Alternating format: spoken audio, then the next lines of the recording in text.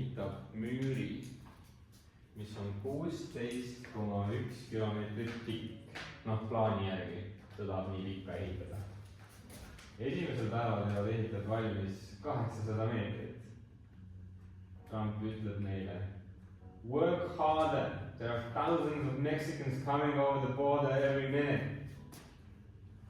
Seega pärast seda ehitasid nad iga päev 200 meetrit rohkem kui eelmisel päeval. Oota, kui pikk see nüüd? No eesmärk on 16,1 kilti ehitada. Ma ei ole kindel. See on üle. Ma ei ole kindel, kas see on tõsi, võib-olla ma mõtlesin ise välja selle. Võib-olla tõsi ka. Ja ta küsib, et mitu protsenti müürist on valmis 5. päevaks? 37,3. Jah, see on tore küll. Siin saaks tagurpidi hakata lahendama, et kui palju on 37,3 aga lahendame õieti. Lahendame nii, et vastust ei ole. Proovime jõuda kuidagi selle 37-ni, nii et mõtleme välja. No kõigepealt võiks selle jõuavad iga päev nagu 200 meetrit aimisel päeval.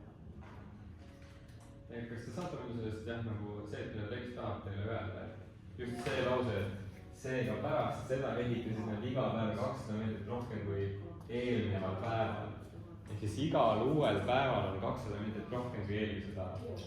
600. Ma küsin, et mitu meetrit nad ehitasid 3. päeval? 1200. 1200. Ja siin ei ole palju niimoodi minna, siin on küsitakse, mis on 5. 5. Oota. No kui me niimoodi teeme, me saame teha niimoodi, et esimesel päeval tegid 800, teisel 1000, 3. 1200, 4. 1400 ja 5. 1600. Esimene 800. Teine on siis 800 pluss 200. 1000. 3200. 1200. 4400. 1400. Ja 5600. 1600. Ja liidame kõik kokku, mis tähendab, et 6 päeva jooksul tegime 6000. 6000 meetrit. Teised on kilomeetriteks. Teised on kilomeetriteks. No teeme nii. 6 kilomeetrit. 6 kilomeetrit. Jagame 6 kilomeetriks 16,1. 6 jagatud 16,1. Korrutame 100. Korrutame 100%-ga. Võrdub ümardades 37,3%. 37,3%, nii. Valmis. Oli loogiline ka. Ma olen nii skeptiline kogu aeg, kui te ütlete jah või üldse, kui õpilased ütlevad jah. Sest ma ise ülikoolis olen seesama vend. Õpetaja selgitab midagi, ma olen nagu jah, mitte siit taga aru ei saa. Me tegime ära, nii et see teab. Ma usun, et sa saad aru, sest sa ise rääkisid mulle, aga ma tahaks, et teised ka aru saaks. Et kas sa natuke selgitaksid enda tausta, et miks sa nii tegid? No, on ju vaata kõigepealt nende päevades on esimene päev on öeldud, et 800 meetrit. Ja siis seal ütleb, et iga päev teevad 200 juurde. See on ju 800 pluss 200 on 1000. Aga nüüd iga päev rohkem tähendab, et siis 1000-le tuleb veel 200 juurde. Ja niimoodi järgmistega ka. Ja siis kui kokku liidad, on juba 600. Nii selleks, et protsenti leida, sa pead siis selle 600 meetrist jagama selle 16,1 kilomeetrit.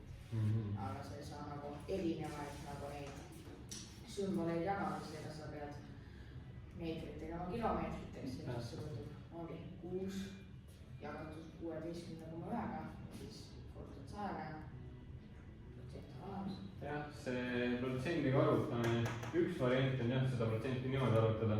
Kui tahta ristkorrutisega teha, mis on tihti õpilaste jaoks nagu loogilisem on see, et see 16,1 on siis nagu 100%.